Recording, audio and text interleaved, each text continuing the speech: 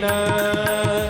गुरुदेव दया करके मुझको अपना लेना। गुरुदेव दया करके मुझको अपना लेना। गुरुदेव दया करके मुझको अपना लेना।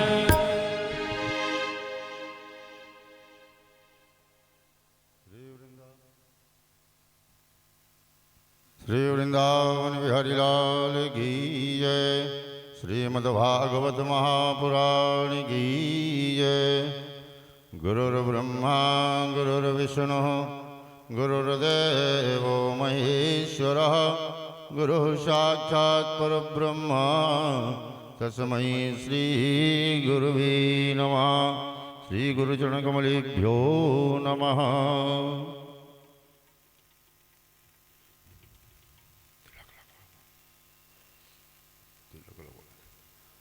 कस्तूरी तिलकं ललाटपटले वक्षस्थले कौस्तुभं नासाग्रे वनमौक्तिकं करतले वेणुकरीकङ्कणं सर्वाङ्गे हरिचन्दनं सुललितं कण्ठे च मुक्तावलिं गोपाश्रीपरिवेष्टितो विजयते गोपालचूडामणिः। श्री गुरुचरणकमलेभ्यो नमः। नमो ब्रह्मण्यदेवाय गोब्राह्मण्यहिताय च जगद्धिताय कृष्णाय गोविन्दाय नमो नमः। दैवाधीनं जगत् सर्वं मन्त्राधीनं च देवता ते मंत्रा ब्राह्मणादीना तस्मात् ब्राह्मण्य देवता।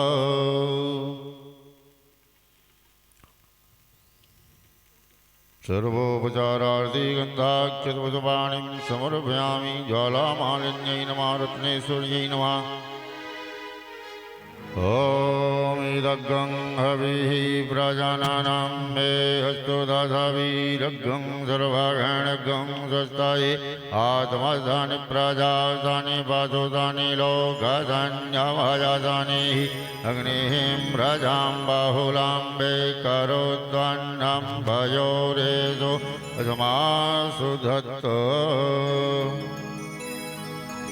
आरती बाले कृष्ण की जो अपनो जन्म सफल कर लीजो। आरती बाले कृष्ण की जो अपनो जन्म सफल कर लीजो। श्री यशोदा को परम दुलारो बाबा की अखियन को तारो। श्री यशोदा को परम दुलारो बाबा की अखियन को प्यारो। गोपियन के प्राणों सो प्यारो। गोपियन के प्राण सो प्यारो। इन पर प्राण निछावर की जो। आरती बाले कृष्ण की जो। बलदाऊ को छोटो भैया। बलदाऊ को छोटो भैया। ओ कलुआ कलुआ बोले कि मैया। कलुआ कलुआ बोले कि मैया। प्रेम मुदित मन लेत बलैया। प्रेम मुदित मन लेत बलैया। यह छवि नैन ले भर लीजे। आरती बाले कृष्ण की जय। तो तली बोली मधुर सुहावे। तो तली बोली मधुर सुहावे। सखा संग खेलत सुख पावे।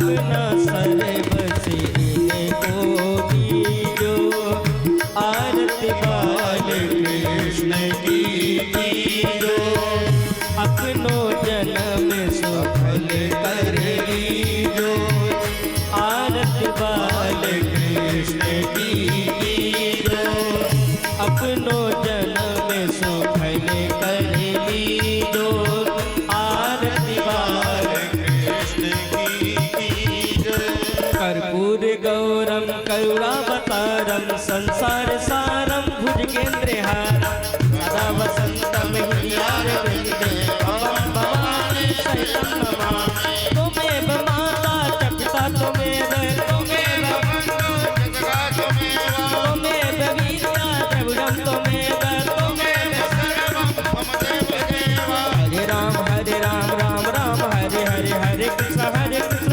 कृष्ण हरे हरे हरे राम राम हरे हरे हरे कृष्ण कृष्ण हरे हरे हरे राम राम हरे हरे हरे कृष्ण कृष्ण कृष्ण हरे हरे राम हरे राम हरे हरे हरे कृष्ण कृष्ण हरे हरे राम राम हरे हरे हरे कृष्ण कृष्ण कृष्ण हरे हरे हरे राम राम हरे हरे राम हरे हरे हरे राम हरे हरे अथ जलेन शीतलीकरणम् अविभाविवन्दनं दैवाभिवन्दनम् आत्माभिवन्दनं हस्तौ प्रक्षाल्यः मन्त्रपुष्पाञ्जलिः हरिः ॐ जगनेन जगनामाया जन्त देवास्तानि धर्माणि प्रथमान्यासन्न देहनाकं महिमानः सजन्तजितपूर्वे साध्याः सन्ति देवाः हरिः ॐ एकदन्ताय विद्महे वक्रतुण्डाय धीमहि तन्नो दन्ति प्रचोदयात् हरिः ॐ नारायणाय विद्महे वासुदेवाय धीमहि तन्नो विष्णु प्रचोदयात् हरिः ॐ अञ्जनीनन्दनाय विद्महे वायुपुत्राय धीमहि तन्नो हनुमान् प्रचोदयात् हरिः ॐ नन्दनन्दनाय विद्महे यशोदानन्दनाय धीमहि तन्नो कृष्णः प्रचोदयात् सेवन्ति कामकुलचम्पकपाटलाब्जै पुण्यगजां करवीररसालपुष्पै बिल्वा प्रमाण तुलसीदलमञ्जरीः ताम्भोजयां जगदीश्वर मे प्रसीद नानासुगन्धपुष्पाणि यथा कालोद्भवानि च पुष्पाञ्जलिर्मया दत्त गृहाण परमेश्वर मन्त्रपुष्पाञ्जलिं समर्पयामि पुराणपुरुषोत्तमाय नमः। श्री वृंदावन बिहारी लाल की जय हो उमापति महादेव की जय हो रुद्रावतार हनुमंत बलवंत की जय हो बालकृष्ण भगवान की जय हो श्रीमद्भागवत महापुराण की जय हो जय जय राधे श्याम।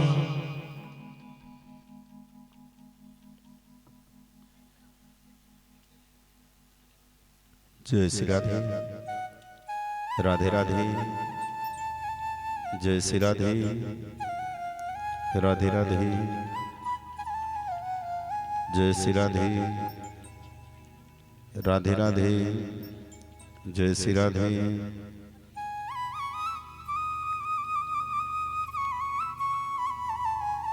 हरि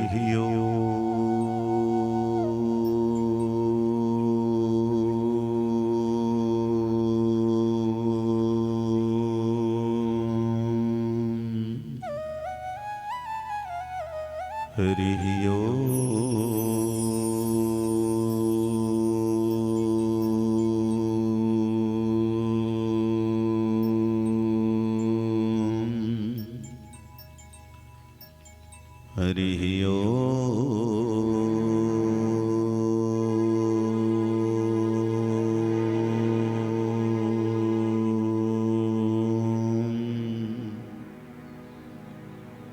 श्रीमद्गणेशाम्बा गुरुभ्यो नमः।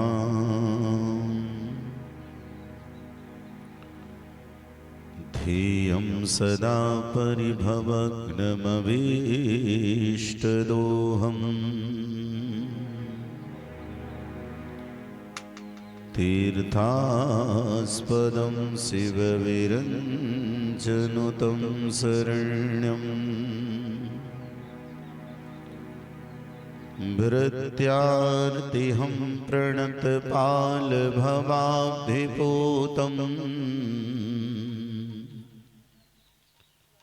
वन्दे महापुरुषते चरणारविन्दम्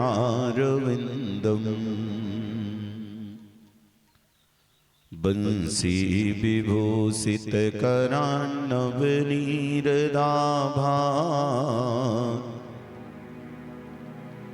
पीताम्बरादरुणबिम्बफलाधरोष्ठा पूर्णेन्दुसुन्दरमुखात्तरविन्दनेत्रा कृष्णात् परं किमपि तत्त्वमहं न जाने।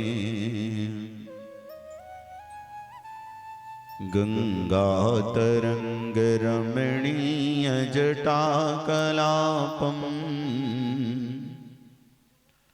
गौरी निरन्तरविभूषितवामभागम् नारायणप्रियमनङ्गमदापहारम् वाराणसीपुरपतिं भज विश्वनाथम्। जय जय श्री राधारमण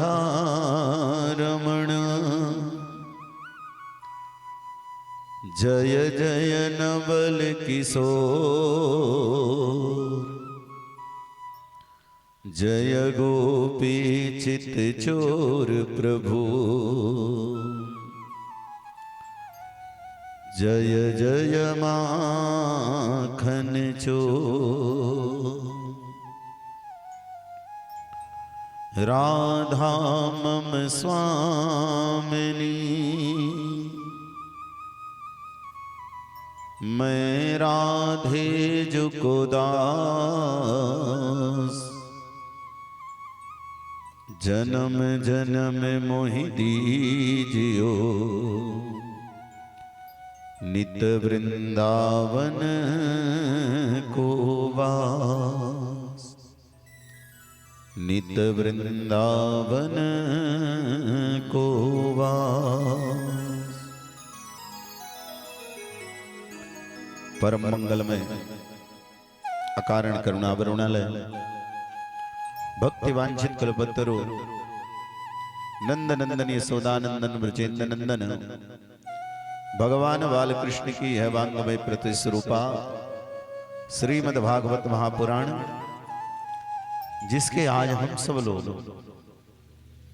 पंचम दिवस की द्वितीय वेला पर उपस्थित होते हुए अपने जीवन को धन्य बना रहे हैं। पराम्बा जगदम्बा आदिशक्ति जगत जननी जगदम्बिका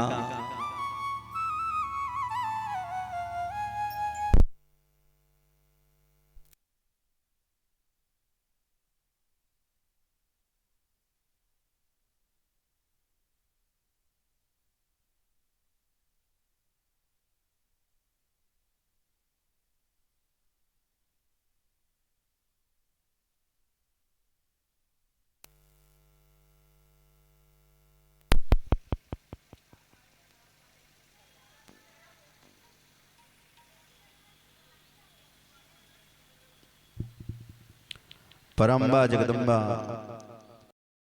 जगत जननी जगदम्बिका माता रानी की कृपा हम सब लोगों के ऊपर ऐसे ही नित्य निरंतर बनी रहे, यही माता रानी के श्री चरणों में हम लोग निवेदन करते हुए अपने जीवन को कृतार्थ करें, सार्थक बनाएं। क्योंकि बिना शक्ति के जीव का कल्याण नहीं हो सकता। इसलिए शक्ति माता की उपासना करना हमारा परम धर्म कार्य कर्तव्य है। इसीलिए समस्त देवी देवता भी शक्ति के उपासक होते हैं।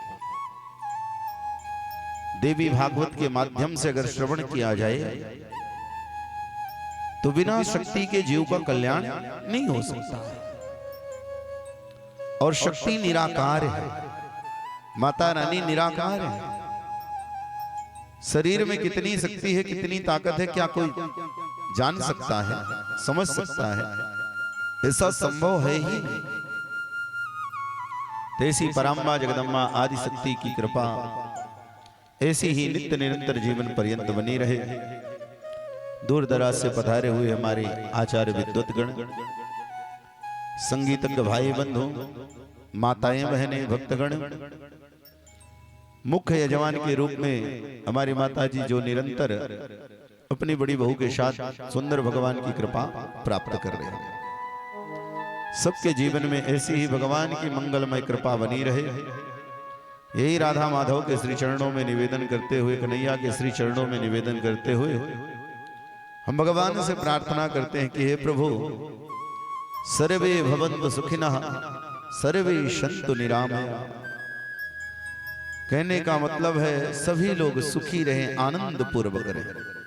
और सच्चा आनंद कहाँ मिलता है? परमात्मा के श्री चरणों, भगवान के चरणों के सिवा कहीं आनंद मिल ही नहीं सकता, क्योंकि भगवान ही आनंद कंद है।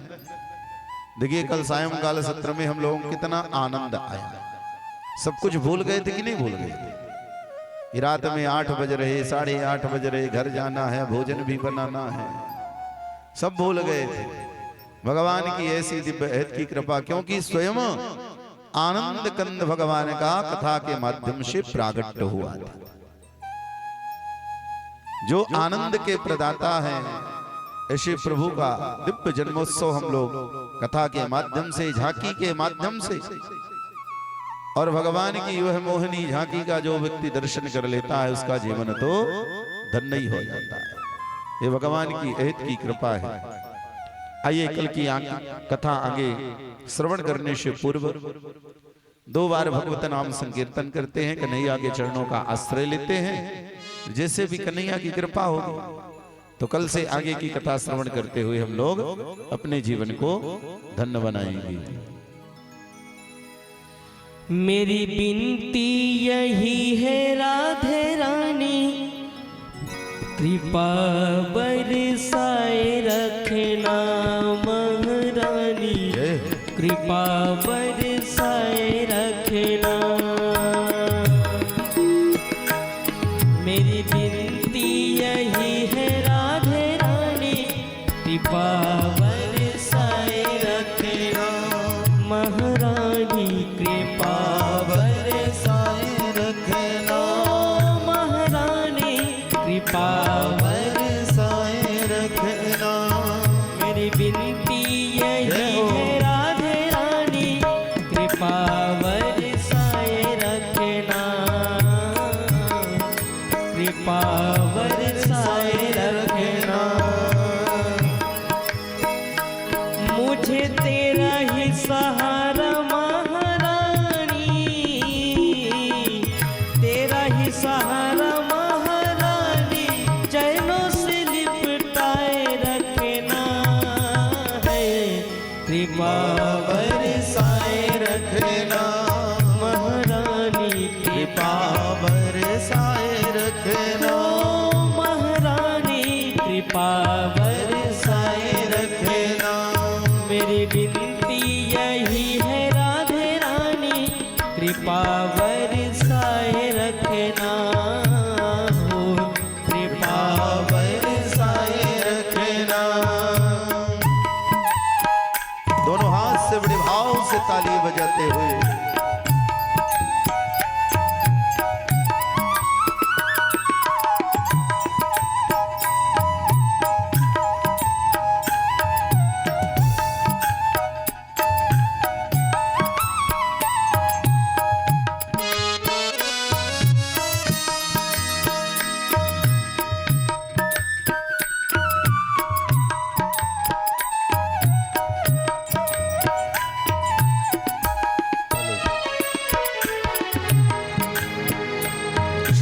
दुनिया से झूठ नाते सारे, किशोरी तेरे दर पे आ गया है, किशोरी तेरे दर पे आ गया। महारानी किशोरी तेरे दर पे आ गया। छोड़ दुनिया से झूठे नाते सारे, किशोरी तेरे दर पे आ गया। महारानी किशोरी तेरे दर पे आ गया। श्री राधा, श्री राधा, श्री राधा,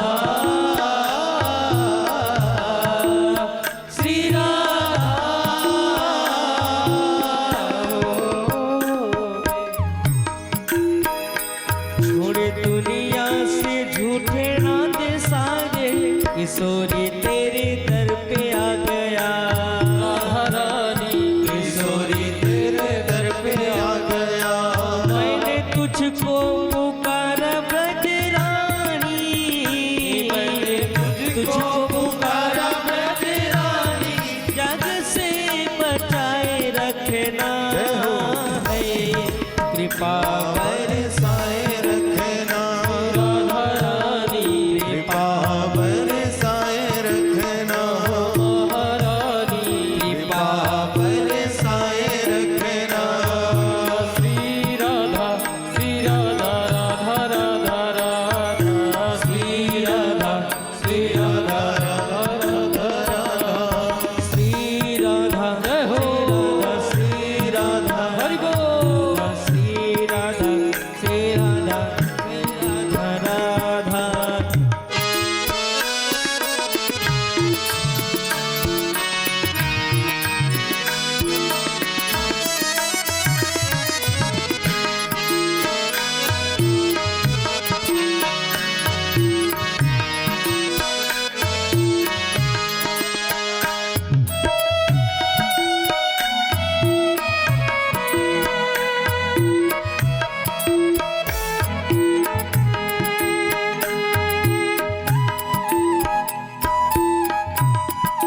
हरि बोल।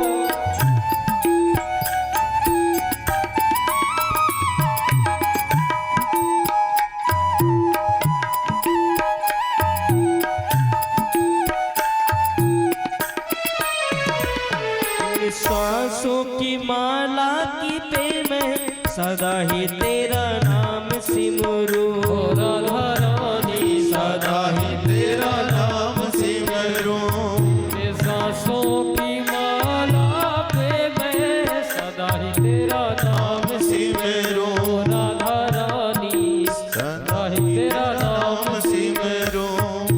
तुझको पुकारा ब्रजरानी, तुझको पुकारा ब्रजरानी, चरणों से तू लगाए रखना, कृपा बरसाए रखना। राधा रानी कृपा बरसाए रखना। महारानी कृपा बरसाए रखना।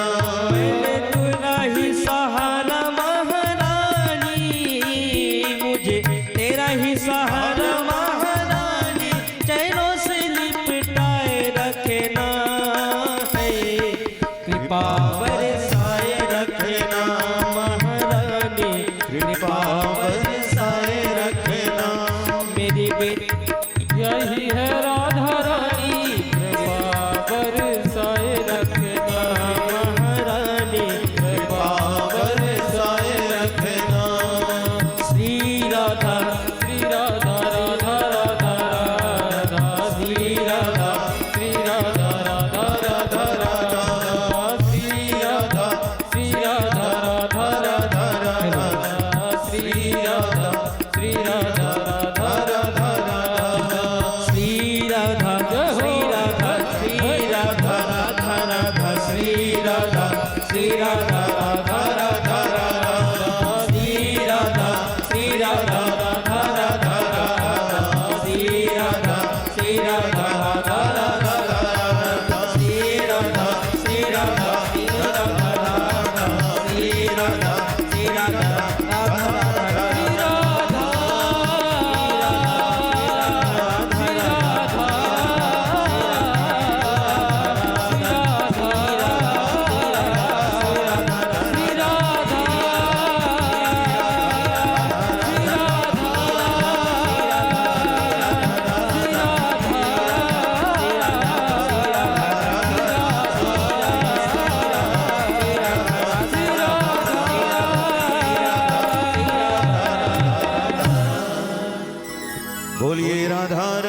सरकार की जय हो, कृष्ण कन्हैया लाल की जय हो, श्रीमद् भागवत महापुराण की जय हो, ज्ञान महायज्ञ की जय हो, वृंदावन बिहारी लाल की जय हो, सद्गुरुदेव भगवान की जय हो, पवन सुत हनुमान की जय हो, सत्य सनातन धर्म की जय हो। जय जय श्री राधे श्याम। कल सायंकाल सत्र में हम लोगों ने कितनी तन्मयता के साथ कल कहां तक पहुंचे थे, कहां तक कथा हुई थी, पता है, याद है? कहां तक पहुंचे थे बताइए, बताओ। इतना सारा सब सुठौरा खा लिए, अभी पता नहीं है कहां तक पहुंचे थे। भगवान के जन्मोत्सव में इतना आनंद मनाया, सुंदर नृत्य किए, और यही याद नहीं कि कल कथा कहां तक हुई।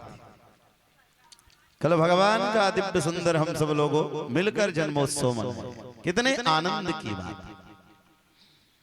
भागवत जी में लिखा है, चतुर्थे कृष्ण जन्मनि, चौथे दिन की कथा में भगवान का दिव्य सुंदर जन्मोत्सव प्रागट्योत्सव मनाया जाता है। आज तो भगवान की दिव्य सुंदर लीलाओं का वर्णन है, कैसे गोकुल में वृंदावन में रहकर गोवर्धन में रहकर हमारे प्रभु दिव्य सुंदर लीलाओं को करते हैं। भगवान की लीला कितनी अद्भुत है। जितने भी ब्रज 84 कोस के लोग थे, ग्वाल वाल थे, गोपियां थी, सब एक दूसरे को मिलजुल कर सुंदर बधाई देती हैं। कैसी बधाई देती हैं? नंदरानी बधाई हो, नंद बाबा बधाई हो।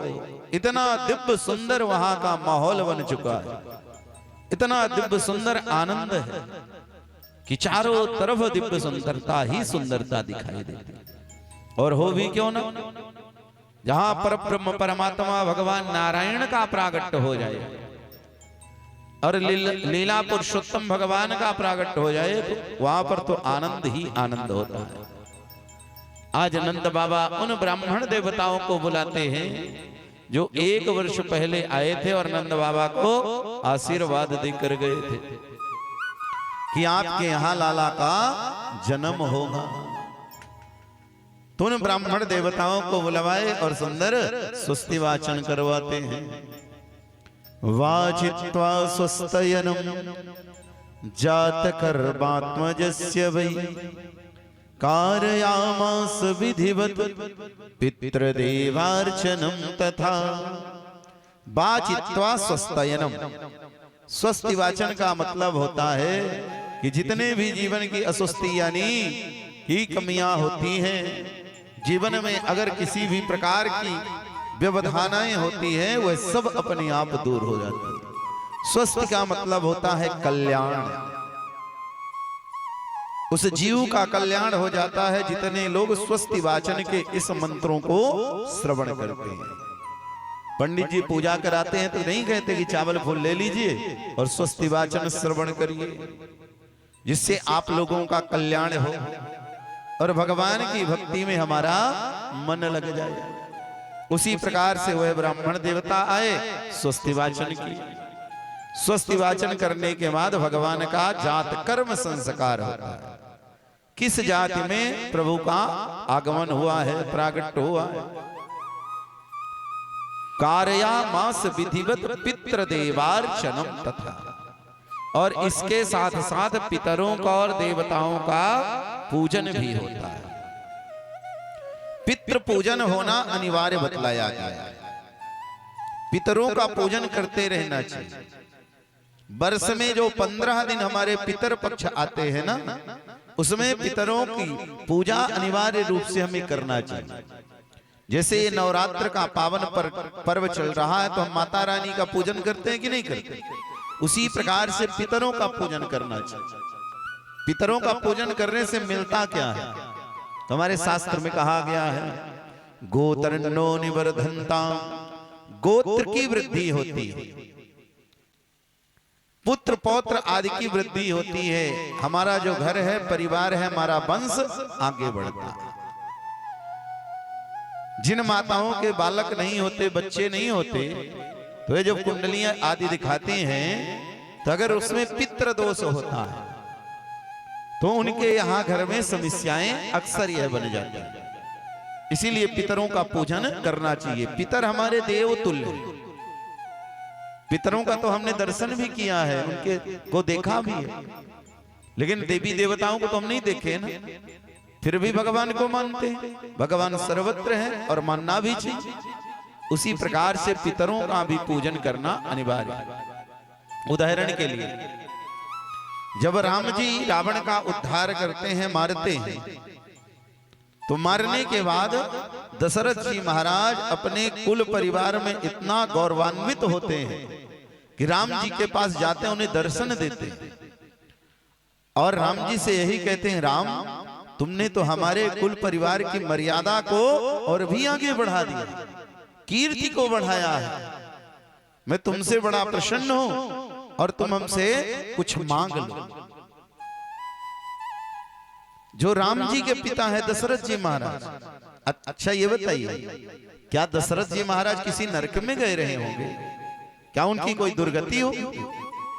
जिस राम का नाम लेने मात्र से जीव का कल्याण हो जाता है अंतिम समय। और दशरथ जी महाराज भी अंत समय राम राम कही राम राम, राम राम कही राम, राम राम कहते हुए गए थे।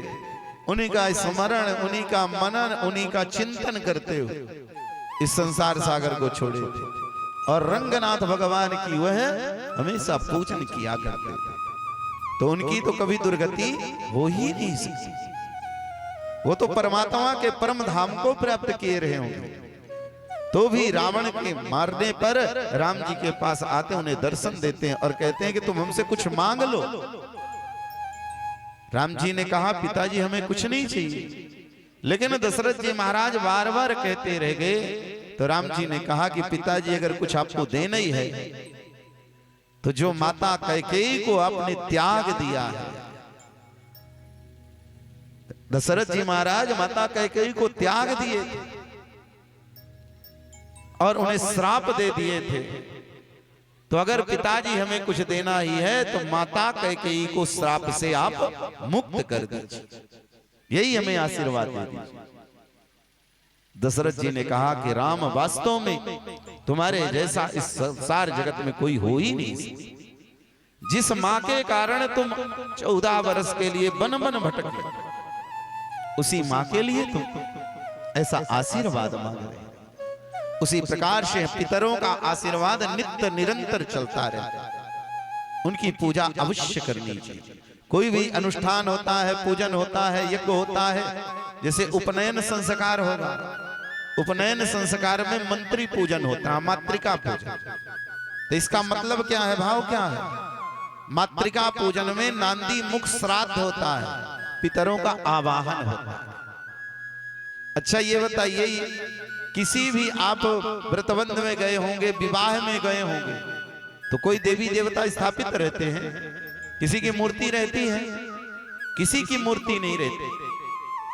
वहां पर केवल पितरों का ही आवाहन होता है, गौरी गणेश कलश के साथ, और उन्हीं की स्थापना होती है और उन्हीं की सानिध्यता में ही उपनयन संस्कार होता है, विवाह संस्कार आदि कार्यक्रम होते हैं। तो कहने का मतलब है पितरों का पूजन हमें करते रहना चाहिए। लोग बागों का अक्सर प्रश्न होता है कि महाराज हमने अपने पिताजी को गया श्राद्ध करवा दिया, अब पूजा करने की आवश्यकता नहीं है। लेकिन हमारा शास्त्र कहता है गया श्राद्ध के बाद भी आप अपने घर में पिंडदान मत करिए, लेकिन पूजन उनका अनिवार्य रूप से 15 दिन के लिए 3 अग्रासन निकालने चाहिए। एक गाय के लिए, एक कुत्ते के लिए और एक चिड़िया कौआ आदि के लिए छत में ले जाकर। शुद्धता, पवित्रता, आचार विचार नियमों का हमें पालन करना चाहिए। इसी से हमारे पितर देवता प्रसन्न होते हैं और पितरों का जो आशीर्वाद होता है वह जीवन पर्यंत होता है। लोग कहते हैं हमने माता पिता की बड़ी सेवा की, माता पिता के लिए इतना किया, इतना आज तक हम करते रहे। माता पिता के लिए संसार में कोई कुछ कर ही नहीं सकता। जब तक माता पिता घर में है तब तक हमारे लिए ही वह शिव चिंतक रहते हैं। जैसे आजकल के जमाने में 100 में 90% लोग शहर में रहते हैं कि नहीं रहते। गांव में अगर कोई कार्यक्रम कथाएं होती हैं तो सबसे ज्यादा बुजुर्ग लोग मिलेंगे। जो रिटायरमेंट के बाद 60+ ही लोग अधिकांश गांव में मिलते हैं, क्योंकि हर घर के व्यक्ति शहर चले गए बच्चों को पढ़ाने के लिए, वहीं अपना बिजनेस व्यापार हो। लेकिन माता पिता घर में रहते हुए भी अपने बच्चों के लिए ही ना उनके घर परिवार संपत्ति जो है तो ताक कर बैठे हैं। अगर दरवाजे में बैठे भी हैं तो कार्य किसका कर रहे हैं? अपने पुत्र और पौत्रों का ही कार्य कर रहे हैं, उनका हम कुछ नहीं कर सकते। इसीलिए माता पिता से कोई व्यक्ति जीवन में उद्धार हो ही नहीं सकता। हमारा शास्त्र यहां तक कहता है, वेद यह कहता है कि अगर हम गया श्राद्ध करके आ गए और कभी भी किसी तीर्थ स्थल में जाएं, कहीं भ्रमण करने के लिए जाएं, तो वहां तीर्थ स्थल में पिंड दान करने का भी हमें अधिकार है। और जब तक गया श्राद्ध नहीं करवाते तब तक के लिए तो यहां तक कहा गया, अगर आपके पास सामर्थ्य नहीं है, पैसा रुपया नहीं है, तो कर्जा काढ़ लो और अपने पितरों का पूजन करो, पिंड दान करो। श्राद्ध करनी चाहिए, चाहे हमें कर्जा क्यों ना काढ़ना पड़े, श्राद्ध करने का विधान बतलाया है। देव पूजन में यह विधान नहीं है कि आप कर्जा काढ़ के देव पूजन करो, लेकिन पितृ पूजन में यह विधान बतलाया गया कि आपको अगर कर्जा काढ़ना पड़े तो आप काढ़िए और पितरों का पूजन करिए, तब कहीं जाकर जीव का कल्याण होगा। आज नंद बाबा जैसे ही उनके यहाँ लाला का जन्म हुआ, प्रागट हुआ, तो ब्राह्मण देवताओं को बुलवाए और पितरों का पूजन करते हैं। पितृदेवार्चनम तथा, बड़े प्रसन्न हुए आनंद पूर्वक। जितने भी ब्रज 84 कोस के ग्वालवाल हैं, नंद बाबा के सखा हैं, नंदरानी की सखियां हैं, सब सुंदर सज धज कर आ रही हैं। और ऐसा वैसा नहीं सज रही, इतना सुंदर सज रही, इतना सुंदर सज रही कि जो उनके विवाह आदि के जोड़े थे, सुंदर वस्त्र थे, उन्हें वह पहन पहन कर सुंदर आती हैं और भगवान के जन्मोत्सव में सम्मिलित हो रही। गोप्यः समष्ट मणिकुंडल निश्य कंठा चेत्रांबरः पति शिखाच्युत माल्य वर्षा नंदालयं सबलया व्रजतिर्विरेजुर व्यालोल कुंडल पयोधर हार शोभा। इतना सुंदर सज रही। एक 85 वर्ष की माता है, उसे भी पता चला कि नंद बाबा के यहाँ लाला को जन्म भयो है, वह भी सुंदर भगवान के लिए सजने लगी। लेकिन जैसे ही सजने लगी तो थोड़े से सजने में उल्टा हो गया। जो आंख में लगाने वाली चीज थी उसे ओंठों में लगा ली, और जो ओंठ में लगाने वाली चीज थी उसे आंखों में लगा ली, क्योंकि आंखों से दिखाई नहीं दे रहा, कानों से सुनाई नहीं दे रहा। लेकिन भगवान के प्रति इतना प्रेम है, इतना स्नेह है कि भगवान के लिए वह भी सज रही और सज धज कर सुंदर आती हैं और एक दूसरे को बधाई देती हैं। यहां तक लिखा है, घर से मन में विचार करके आई कि जाएंगे तो कन्हैया को आशीर्वाद देंगे, आशीर्वाद देने के लिए आती हैं। लेकिन जैसे ही कन्हैया का दर्शन करती हैं, लाला का दर्शन करती हैं, तो आशीर्वाद देना भूल गई, उनसे आशीर्वाद लेना प्रारंभ कर दी और कहती हैं, चिरम पाएति सर्वदा, हे नंद के लाला, तुम हमारी चिरकाल तक, जीवन काल तक हमारी रक्षा करने वाले होना।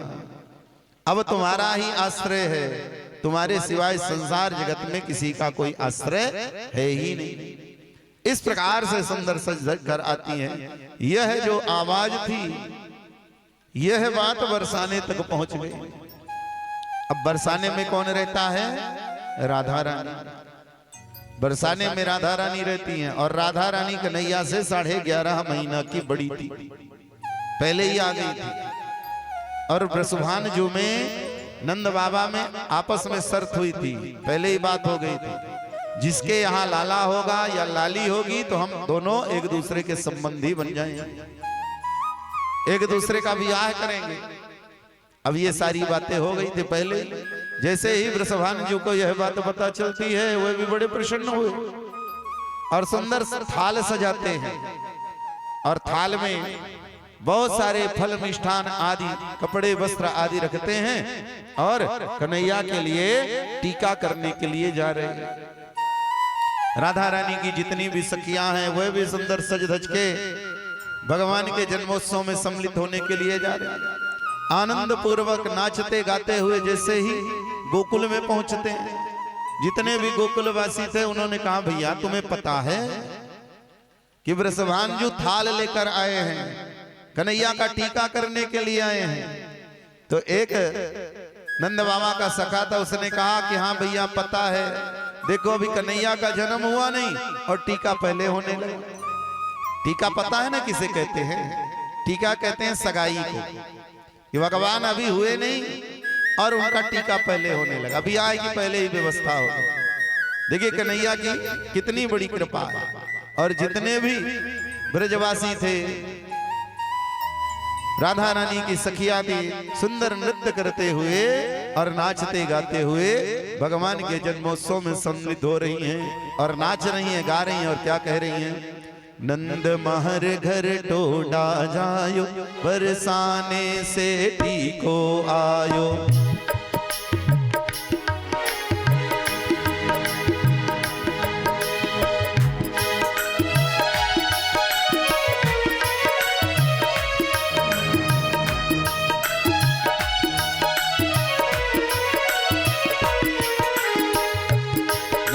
महर घर टोडा जायो, बरसाने से टीको आयो। घर टोडा जायो, बरसाने से टीको आयो, बरसाने से टीको आयो, बरसाने से टीको आयो, बरसाने से टीको आयो, बरसानो सोटी को आयो, बरसाने सोटी को आयो, बरसाने सोटी को आयो। इस प्रकार से सब लोग नाचते गाते हुए भगवान के जन्मोत्सव में सम्मिलित हो गए। इधर जन्मोत्सव चल ही रहा था। एक 95 वर्ष की बुढ़िया थी, जैसे ही हल्ला सुनती है उसे पता नहीं चला कि नंद बाबा के यहाँ लाला का जन्म हुआ है। वह भी जन्मोत्सव में सम्मिलित होने के लिए आई और जितने भी ब्रजवासी थे तो क्या कर रहे थे? छोटे छोटे माखन मिश्री के लड्डू बनाए हुए थे। जैसे कल यहाँ पर लड्डू बना हुआ था ना, उसी प्रकार से लड्डू बनाए और एक दूसरे को फेंक फेंक कर खिला रहे थे। उसी समय वो 95 वर्ष की बुढ़िया माता आती है और कहती है, अरे भैया कहाँ भाव?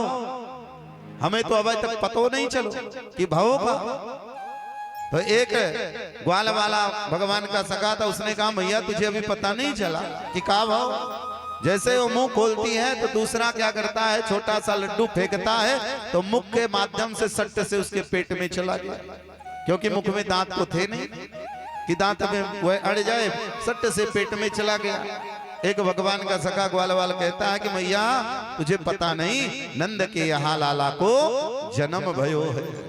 सब आनंद पूर्वक उत्सव पूर्वक सुंदर भगवान के जन्मोत्सव में सम्मिलित होते हैं। आइए हम सब लोग भी जन्मोत्सव का आनंद लेते हुए एक दूसरे को बधाई देते हैं। जिस प्रकार से नंद बाबा के सखा नंद बाबा को बधाई दे रहे थे, यशोदा मैया की सखियां यशोदा मैया को बधाई दे रही थी, उसी प्रकार से हम सब लोग भी बड़े प्रेम से, भाव से, तन्मयता से के साथ भगवान को दिव्य सुंदर बधाई देते हुए अपने जीवन को धन्य बनाएंगे।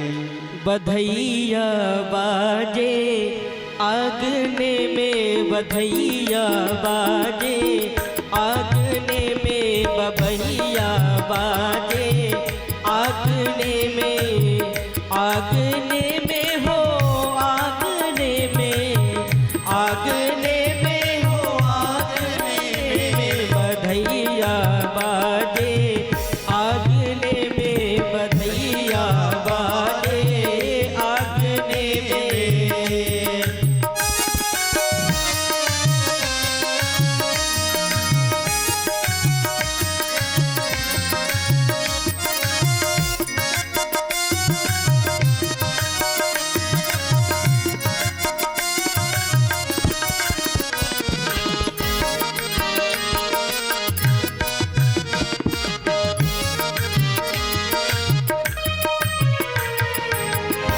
प्रेम भरी प्रणय दाग में नाचे, प्रेम भरी प्रेम दाग में नाचे, दागन नाचे, हाँ दागन नाचे, दागन नाचे, प्रेम दागन नाचे, प्रेम भरी प्रेम दागन नाचे, प्रेम भरी प्रेम दागन नाचे, नूपुर बधे पायने में हो, नूपुर बधे पायने में बधैया बाजे, आगने में बधैया बाजे, आगने में बधैया बाजे, आगने में।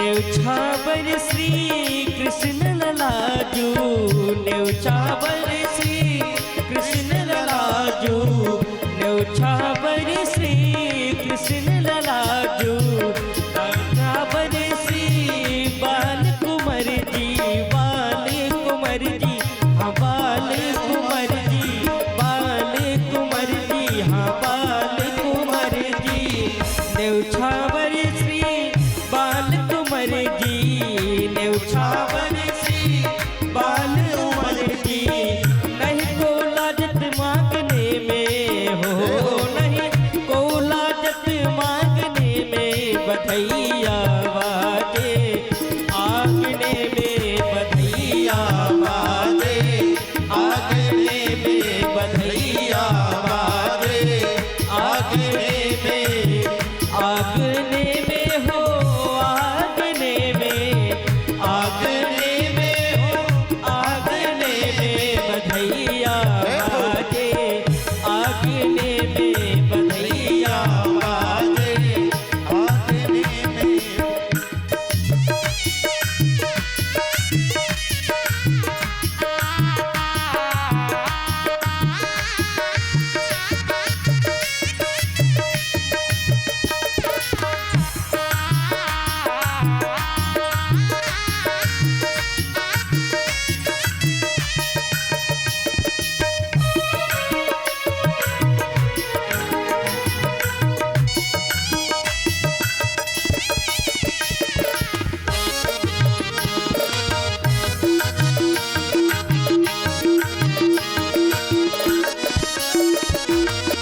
प्रेम भरी प्रेम दाग में नाचे, प्रेम भरी प्रेम दागन नाचे, दागन नाचे, हो दागन नाचे, प्रेम दागन नाचे, प्रेम दागन नाचे, प्रेम भरी प्रेम दागन नाचे, नूपुर बधे पायने में हो, नूपुर बधे पायने में बधैया बाजे, आंगने में बधैया बाजे, आंगने में बधैया बाजे, आंगने में बधैया बाजे, आंगने में बधैया बाजे, आंगने में बधैया बाजे, आंगने में अवैया बाजे, आंगने में बधैया बाजे,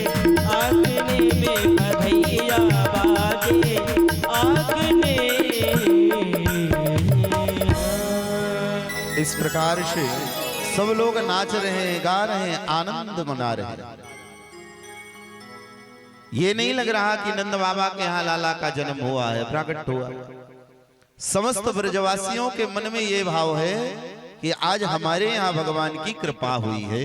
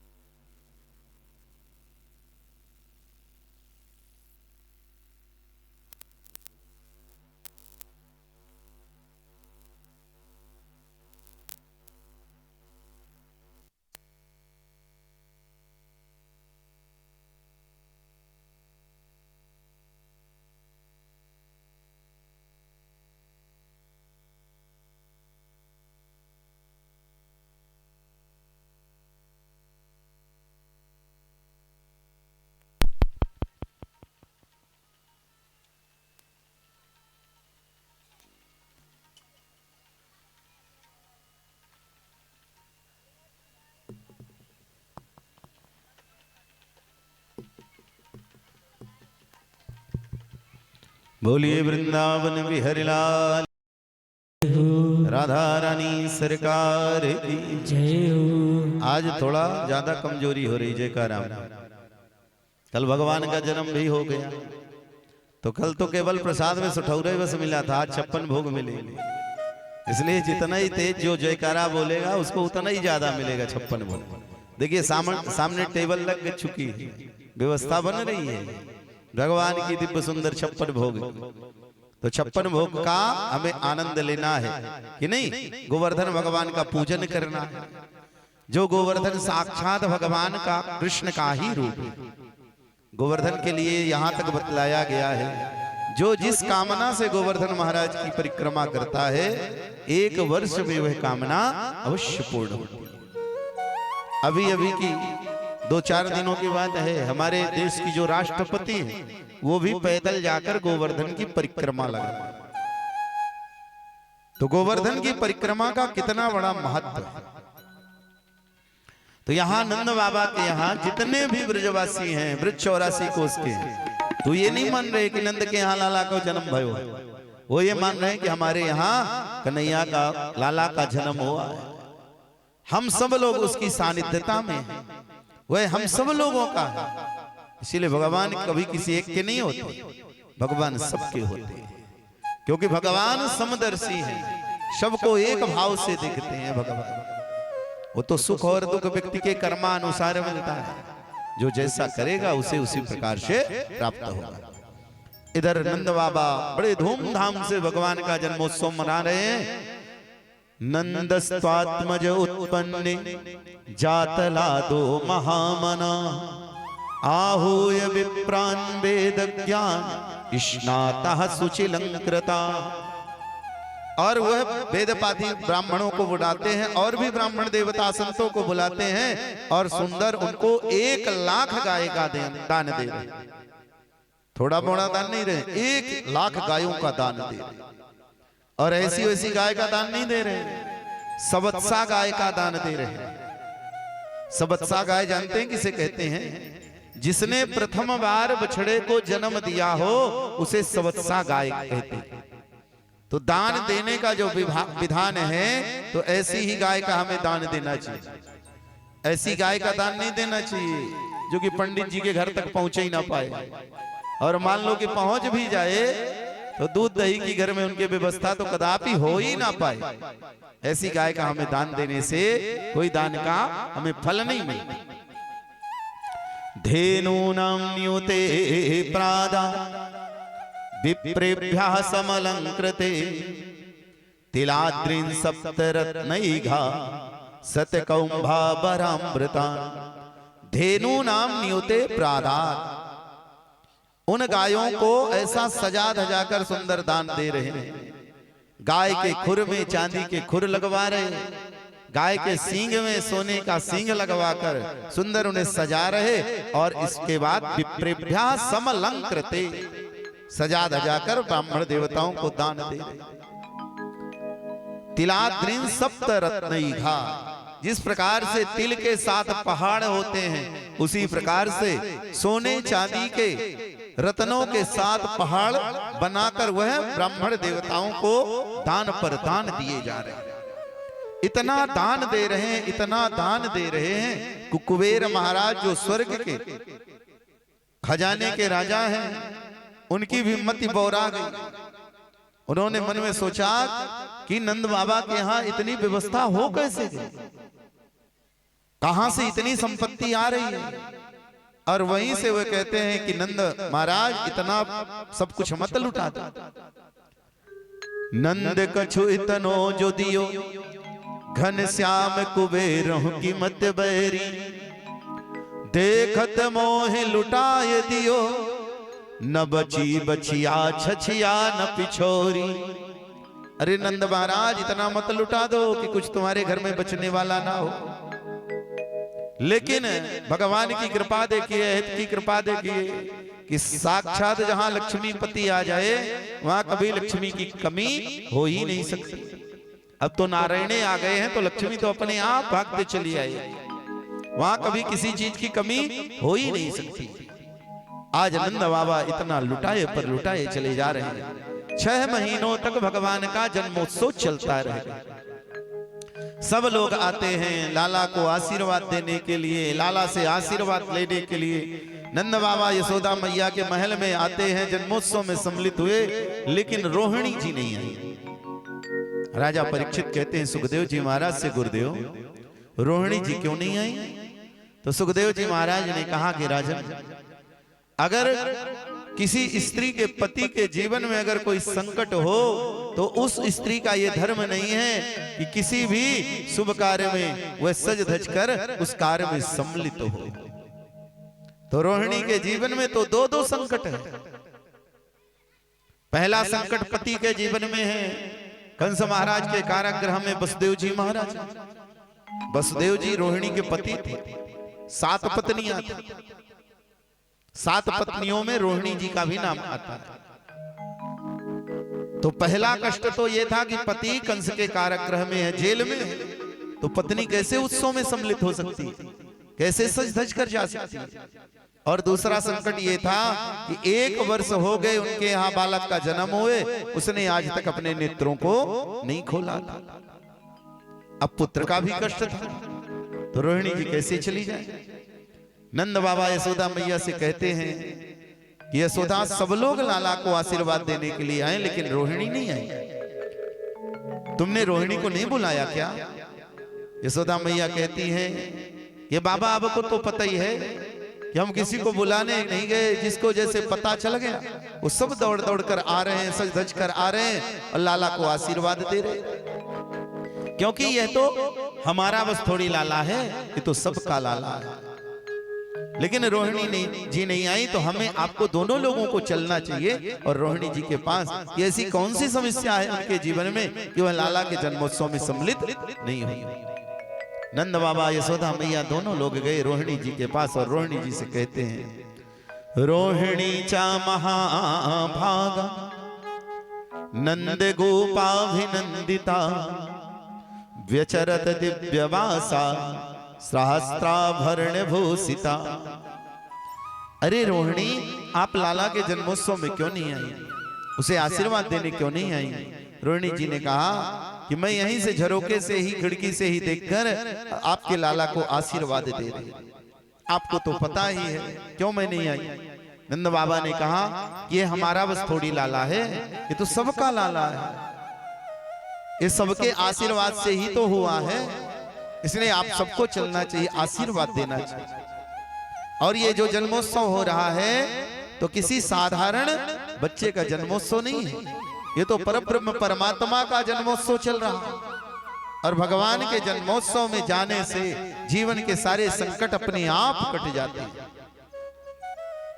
अच्छा ये बताइए, भगवान के दरबार में जाते हो, भगवान की खूब व्रत करते हो, खूब पूजा करते हो, तो भगवान क्या कभी प्रकट हुए हैं? नहीं हुए नहीं, लेकिन तब भी करते रहते हो। क्यों करते हो? करने का अर्थ क्या, मतलब क्या? भगवान की पूजा करने से मन में शांति आती है, मन एकाग्र होता है। भगवान की पूजा करने से, भगवान के मंदिर जाने से हमें मार्ग मिलता है। जीवन में अगर कोई भी विपत्ति आती है तो उसका हमें एक मार्ग मिल जाता है। इसीलिए शास्त्र कहता है कि चिंता मत करो, चिंतन करो। अगर चिंतन करोगे तो हमें सतमार्ग मिलेगा। जैसे हमारे शरीर में अगर कोई बीमारी होती है तो हम कहां जाते हैं? डॉक्टर के पास। तो जैसे डॉक्टर के पास पहुंच जाते हैं तो 25% बीमारी हमारी पहुंचने से ठीक हो जाती है। क्यों? क्योंकि हमें ये विश्वास हो जाता है कि डॉक्टर के पास आ गए हैं तो अब हमारा स्वास्थ्य ठीक हो जाएगा। और वहां जाने से अगर हमें 102 डिग्री बुखार है तो सामने बैठे वाले को 105 डिग्री भी, आत्मबल बढ़ जाता है, विश्वास बढ़ जाता है। जब 105 वाला ठीक हो सकता है तो हमारे तो 102 ही है ना, हम तो अवश्य ठीक हो जाए। उसी प्रकार से मंदिर जाने से हमारा आत्मबल बढ़ता है, हमारा मन एकाग्र होता है, मन में शांति आती है, लड़ने की हमें क्षमता मिलती है। इसलिए मंदिर हमें अवश्य जाना चाहिए। भगवान की पूजा हमें अवश्य करना चाहिए। नंद बाबा भी कहते हैं कि ये तो लाला का जन्मोत्सव है, ये परमात्मा का ब्रह्म का जन्मोत्सव है, इसमें आपको अवश्य सम्मिलित होना चाहिए। रोहिणी भी सुंदर सजती हैं और बलराम जी को साथ में ली और कन्हैया के जन्मोत्सव में पहुंच गई। जन्मोत्सव में जैसे ही पहुंचती हैं, उधर बलराम जी को साथ में ली थी, कन्हैया के चरणों के पास जैसे ही लिटाई तो बलराम जी ने उसी समय अपने नेत्र खोल दिए। अब यशोदा मैया के भी खुशी का ठिकाना नहीं रहा कि आज 1 वर्ष हो गए और बलराम ने नेत्र नहीं खोले, और यहाँ आते ही इसने अपने नेत्र खोल दिए। बड़ी प्रसन्नता।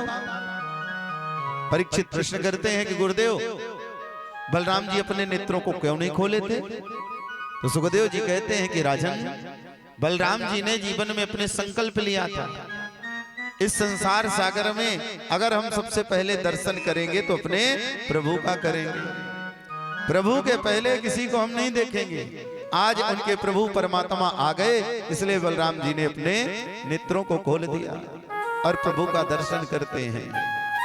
इधर यशोदा मैया, रोहिणी मैया, सब लोग आनंद पूर्वक भगवान का जन्मोत्सव मनाने लगे। जन्मोत्सव मनाते मनाते कई दिन, कई महीने व्यतीत हो गए। जन्मोत्सव चल ही रहा था कि नंद बाबा यशोदा मैया से कहते हैं कि यशोदा, तुम लाला के जन्मोत्सव में सम्मिलित रहो, इसका मनाओ, तब तक हम जाकर कंस महाराज को कर देकर आते हैं। पहले अपने यहाँ का एक विधान था कि जो छोटे छोटे गांव के राजा हुआ करते थे तो बड़े राजा को ले जाकर गांव का कर इकट्ठा करके अर्पण किया करते थे, देते थे। उसी समय उसी प्रकार से वहां का जो मेन राजा था, कंस था, वह जिले का राजा था और नंद बाबा गांव के राजा थे। तो सबका कर इकट्ठा करते हैं और कंस के पास ले गए, कर देते हैं। लौटने लगे तो मन में विचार उत्पन्न हुआ कि वसुदेव जी को 4-6 दिनों के लिए कंस ने छोड़ दिया है, इसलिए वसुदेव जी से मिलते चलते। जैसे ही वसुदेव जी के पास गए, वसुदेव जी से कहते हैं, मित्र, तुम्हारे जीवन में तो संकट ही संकट है। 6 पुत्र हुए, उन सबको कंस ने मार दिया, 6ठा घर में ही नष्ट हो गया। 7वें में एक कन्या आई थी, उसको भी उस पापी ने छोड़ा नहीं, और जैसे ही मारने लगा तो वह आकाशगामी हो गई। अहो ते देव की पुत्रा कंसे न बहवो हता, एका वसिष्ठा वा राजा कन्या सापि दिवांगतः। वह कन्या भी दिवांगतः स्वर्ग को चली गई। इसलिए जीवन में तुम्हारे तो कष्ट ही कष्ट है।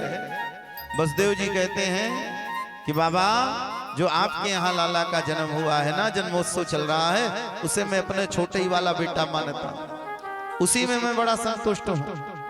ये नहीं बताए कि हमारा ही बेटा है, हमने आपके यहाँ पहुंचा दिया है, लेकिन वसुदेव जी कहते हैं उसी में मैं बड़ा संतुष्ट और प्रसन्न हूं।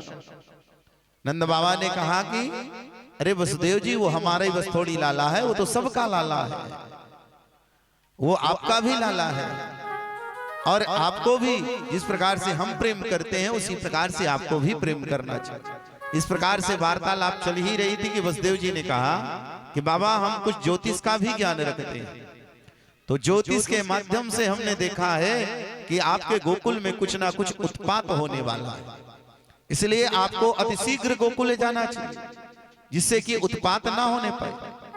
नंद बाबा कहते हैं ठीक है। उधर कंस महाराज तत्काल आपातकालीन मीटिंग बुलाया, जितने भी उसके असुर मित्रगण थे सबको बुलाता है, राक्षस मित्रगणों को, और आदेश दे दिया कि वृक्ष के 84 को उसमें जाकर फैल जाओ। जितने भी आज से 15 दिन पहले बच्चों का जन्म हुआ है या 15 दिन होने वाला है बाद में, उन सबको जाकर मार दो। उस किसी में हमारा जो शत्रु होगा वह भी मारा जाएगा और इससे हमारा शत्रु भी मारा जाएगा। अब जितने भी उसके राक्षस मित्रगण थे सब चारों तरफ फैल गए और छोटे छोटे बच्चों को मारना प्रारंभ कर दिया। उसी बीच में पूतना मौसी आई और पूतना कहती है कंस से, महाराज हमें भी आदेश दीजिए, क्योंकि हमें छोटे छोटे बच्चों को मारने में बड़ा आनंद आता, हम भी जाएंगे और छोटे छोटे बच्चों को मारेंगे। कंस महाराज कहते हैं कि तेरा इतना विकराल रूप है तुझे क्या कोई अपने घर में घुसने देगा। पूतना का जो शरीर था वह 18 किलोमीटर की दूरी का इतना विशाल शरीर था। 18 किलोमीटर मायने रखता है। यहां से जैसे मान लो कि देव तालाब पहुंच जाओ, उससे भी ज्यादा इतना विशाल उसका शरीर था। कंस महाराज ने कहा कि तुझे कोई घुसने नहीं देगा अपने घर, और देखने में भी तू बिल्कुल काली कलूटी है। बड़े बड़े 5 इंच के तेरे दांत हैं, ऐसे में तो कोई घुसना ही नहीं देगा। पूतना ने कहा महाराज इसकी बिल्कुल चिंता मत करो, इसकी आप बिल्कुल टेंशन मत लो। ये जो शरीर हमारा काला है ना, इसमें हम प्लास्टर पुतवा लेंगे। आजकल तो इसे भी ब्यूटी पार्लर का जमाना आ गया। चाहे कोई किसी भी प्रकार का हो, ब्यूटी पार्लर अगर चला गया है तो उसके बाहर निकलेगा तो बहुत ही सुंदर निकलेगा, गोरे ही नहीं निकलेगा, चाहे किसी भी प्रकार का कोई व्यक्ति ना। किसी संत ने बड़ा सुंदर भाव दिया कि पहले हमारे यहाँ ब्यूटी पार्लर की व्यवस्था नहीं थी हमारे भारत में, क्योंकि हमारे भारत के जो लोग होते थे वह अपने आप बड़े सुंदर होते थे, सब गौर वर्ण के होते थे। यह व्यवस्था केवल भारतवर्ष में है, अन्य देशों में नहीं। अन्य देशों में देखिए गोरे के गोरे ही होते हैं, बिल्कुल सफेद पाउडर जैसे गोरे होते हैं। लंका आदि देखिए तो काले के काले ही होते हैं। लेकिन हमारे भारत के लोग इतने सुंदर होते हैं, इतने सुंदर होते हैं, उन्हें कभी भी ब्यूटी पार्लर जाने की आवश्यकता ही नहीं पड़ती, सुंदर बनने की आवश्यकता ही नहीं, क्योंकि स्वयं सुंदर होते। संत जी कहते हैं कि ये ब्यूटी पार्लर जानते हैं कहां से आया है? ये विदेश से आया है। ये व्यवस्था विदेश से चलकर आई। जब राघवेंद्र सरकार पंचवटी में निवास कर रहे थे तो वहां पर कौन आती है? सुनपंखा। अब सुनपंखा जो थी तो बिल्कुल वृद्ध अवस्था में चली गई थी, शरीर में झुर्रियां पड़ गई थी, बाल पके पके थे। और वह जब राघवेंद्र सरकार की सौंदर्यता को देखती है तो मन में विचार करती है कि अगर यह हमें पति रूप में प्राप्त हो जाए तो हमारा जीवन धन्य हो जाए। लेकिन उसके बाद सोचती है कि इस यह रूप लेकर जाऊंगी तो ये कभी हमें पति रूप में प्राप्त नहीं होंगे, ये तो हमें दूर ही से भगा देंगे।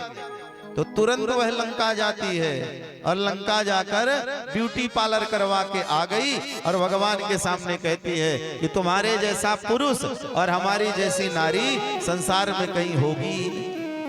महाराज मैं चाहती हूं कि आप हमसे ब्याह कर लो।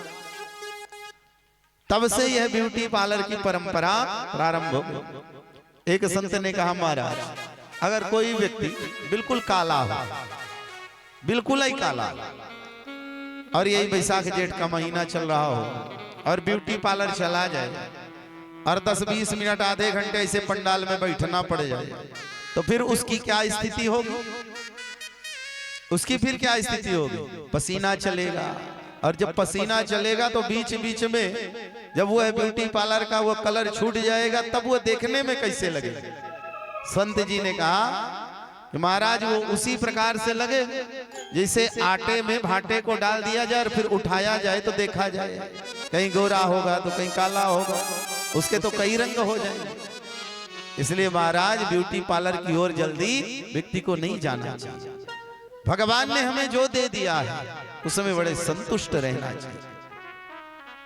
राधा रानी इतनी सुंदर थी, इतनी सुंदर थी, लेकिन कभी भी उन्होंने श्रृंगार नहीं किया, बिना श्रृंगार के ही वह सुंदर लगती थी। उसी प्रकार से जो वास्तविक स्वरूप होता है वह परमात्मा का दिया हुआ जो स्वरूप होता है वही सबसे ज्यादा प्रिय लगता है, आकर्षण युक्त होता है। लेकिन पूतना कहती है कि महाराज आप चिंता मत करो, ये जो 5-5 इंच के दांत है ना, इसमें हम आरे से कटवा लेंगे, ब्यूटी पार्लर चली जाएगी, सुंदर सज जाएगी और देखने में बड़ी सुंदर लगेगी। कंस महाराज कहते हैं कि अगर तब भी कोई तुझे घर में ना घुसने दिया तो इतना विकराल तेरा रूप है। तो पूतना कहती है महाराज उसकी भी चिंता मत करो, सामने घूंघट डाल लेंगे। अब भैया घूंघट के अंदर कोई गोरा है, काला है, पीला है, नीला है, किसी को क्या पता चलेगा? घूंघट में तो बड़े बड़े काम हो जाते हैं, अब पता ही नहीं चलता। माताओं के पास तो ये सबसे बड़ा अस्त्र होता है, घूंघट डाल लो, सामने वाला जाना ही ना पाए कि हम क्या कर रहे हैं, सो रहे हैं कि बैठे हैं। यहां पर हमारा शास्त्र कहता है कि पहले हमारे यहां हिंदू धर्म में घूंघट की परंपरा नहीं थी। किसी भी वेद पुराण में यह नहीं लिखा है कि सीता जी ने दशरथ जी को घूंघट डाला हो। कहीं लिखा है किसी भी वेद शास्त्र पुराण में नहीं लिखा कि सीता जी ने घूंघट डाला, कभी नहीं। सर में पल्लू रखने की परंपरा थी। माताओं को हमेशा अपने सर में पल्लू रखना चाहिए। क्यों? क्योंकि पल्लू जो होता है सम्मान का प्रतीक होता है, सामने वाले का हमें सम्मान करना चाहिए। ये नहीं कि घूंघट तान के बैठ गए और घूंघट के अंदर से ले ससुर जी और जेठ जी को गाली पर गाली दिए जा रहे हो। काहे का सम्मान? तो घूंघट डालो या ना डालो, लेकिन सम्मान हमें करना चाहिए। घूंघट की परंपरा आप जानते हो कब से प्रारंभ हुई है? अपने यहाँ जब से हमारे यहाँ मुगल शासन प्रारंभ हुआ तब से घूंघट की परंपरा आ गई। अब घूंघट के अंदर महाराज क्या हो रहा किसी को कुछ पता ही नहीं चलता। पूतना कहती है महाराज चिंता मत करिए, घूंघट डाल लेंगी और काम हो जाएगा।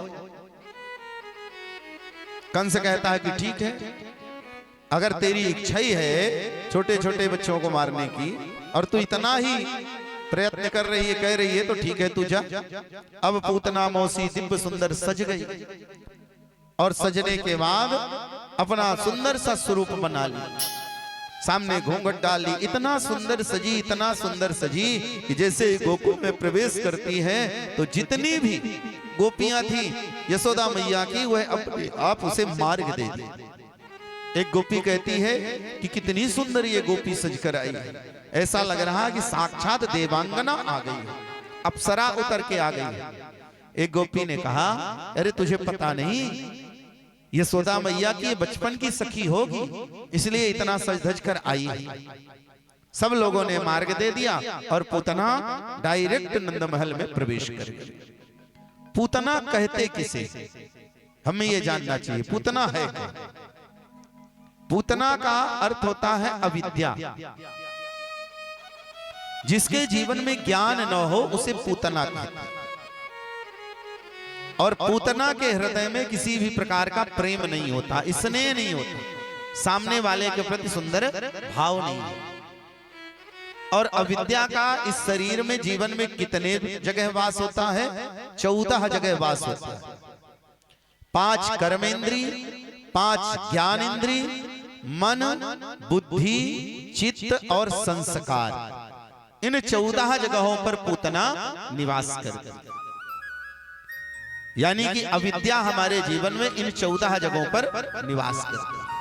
और जिसके जीवन में ऐसे 14 जगहों पर निवास करती है उसका किसी के प्रति कोई प्रेम स्नेह भाव नहीं होता। और ये पूतना है कौन?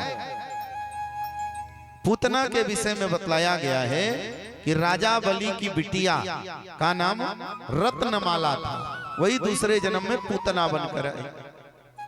जब वामन भगवान राजा बलि के यहाँ जाते हैं तो वामन भगवान की दिव्य सुंदर सौंदर्यता को देखकर वह रत्नमाला मन में विचार करती है कि अगर इतना सुंदर हमारा पुत्र होता तो मैं इसे अपना स्तन पान कराती। भगवान ने कहा तेरी कामना अवश्य पूर्ण हो। जैसे ही 2 पग में समस्त संपत्ति को भगवान ने ले लिया तो वही रत्नमाला मन में विचार करती है कि अगर ऐसा हमारा पुत्र होता तो इसे अपने स्तन में जहर लगाकर मैं मार देती। भगवान ने कहा कि यह भी तेरी कामना अवश्य पूर्ण हो। वही जो राजा बलि की बिटिया रत्नमाला थी दूसरे जन्म में बकासुर की बहन बकी पूतना बनकर आती है और अपने स्तनों में जहर लगाकर भगवान को मारने के लिए जा रही। नंद महल में प्रवेश कर गई। यशोदा मैया ने पूछा कि अरे सखी मैं तुझे पहचानी नहीं, कहाँ की है, कहाँ से आई? पूतना कहती है अरे सखी तुझे पता नहीं, बचपन में हम लोग एक साथ रहते थे, खेलते थे। यशोदा मैया ने सोचा कि बचपन की कोई सखी होगी, बहुत दिनों से ना मिली होगी। इसे भी पता चला कि 85 वर्ष की उम्र में नंदरानी के यहाँ लाला का जन्म भयो है, तो आशीर्वाद देवे के ताई यहाँ चली आई। यशोदा मैया कहती है अरे सखी बैठ बैठ बैठ। पूतना को बैठाती हैं, कन्हैया को पालने में लेटा दी और कहती हैं सखी तुझे तो पता है हमारे यहाँ वृक्ष 84 कोस के बहुत सारे लोग आए हुए हैं, सबका स्वागत करना है जन्मोत्सव का, और भी सामग्रियों की व्यवस्था करनी है। काम कर तू लाला का तब तक यहीं पर देखभाल करना और मैं जाती हूँ अतिथियों का स्वागत और सत्कार करने के लिए। यशोदा मैया जैसे ही वहां से निकलती हैं तो पूतना अब तो और भी स्वतंत्र हो गई कि हमारा काम ही बन गया। तुरंत जैसे कन्हैया जिस पालने पर लेटे हुए थे उस पालने के पास पूतना आती है, उसी समय भगवान ने अपने नेत्रों को बंद कर लिया। राजा परीक्षित कहते हैं कि गुरुदेव भगवान ने अपने नेत्रों को क्यों बंद कर लिया पूतना को देखकर? तो सुखदेव जी महाराज ने कहा कि राजा भगवान मन में नेत्रों को बंद करके विचार करने लगे कि यह भले स्तनों में जहर लगाकर आई है लेकिन कार्य तो माता का ही करने के लिए आई है। तो जो गति हमें यशोदा मैया देवकी मैया को बाद में प्रदान करनी है वही मात्र गति हमें इसे अभी प्रदान करनी है। तो इसके लिए कौन सा लोक उत्तम होगा? इसलिए भगवान अपने नेत्रों को बंद करके उसके लोक की व्यवस्था करने के लिए चले गए और अपने नेत्रों को बंद कर दिए। दूसरे संत ने कहा कि भैया ऐसा नहीं है, भगवान ने अपने नेत्रों को इसलिए बंद कर लिया क्योंकि भगवान के दाहिनी नेत्र में सूर्य भगवान और बाईं नेत्र में चंद्रमा विराजते हैं, और सूर्य और चंद्रमा ने मन में यह संकल्प लिया कि अभी हमारे प्रभु का जन्म हुआ नहीं और इनका जन्म हुआ है माखन मिश्री खाने के लिए, और यह इन्हें स्तन में जहर लगाकर मारने के लिए चली आई, जहर पिलाने के लिए चली आई। ऐसी बाल घातनी पापनी का हम दर्शन तक नहीं करना चाहते, इसका मुख तक हम देखना नहीं चाहते, इसलिए भगवान ने अपने नेत्रों को बंद कर लिया। तीसरे संत ने कहा कि महाराज ऐसी बात नहीं है, भगवान ने अपने नेत्रों को इसलिए बंद कर लिया क्योंकि भगवान तो आए हैं माखन मिश्री खाने के लिए, दूध दही खाने के लिए, और विष पीने का कार्य कौन करता है? भूत भवन भोलेनाथ। इसलिए भगवान अपने नेत्रों को बंद करके भोलेनाथ का ध्यान करने लगे। ये भोलेनाथ आप आइए और इसके स्तनों से जहर का पान आप कर लीजिए। चौथे संत ने कहा कि महाराज ऐसी बात नहीं है, भगवान ने अपने नेत्रों को इसलिए बंद कर लिया कि भगवान उन बच्चों को जिन्हें ये मार कर आई है उन बच्चों को सांत्वना दे रहे हैं कि तुम चिंता ना करो, मैं तुम सब लोगों का बदला आज चुका दूंगा, तुम बिल्कुल भी टेंशन मत लेना। इसलिए भगवान ने अपने नेत्रों को बंद कर दिया। सुखदेव जी महाराज राजा परीक्षित से कहते हैं परीक्षित अब भगवान ही जाने क्यों अपने नेत्रों को बंद कर लिया। अलग अलग कथा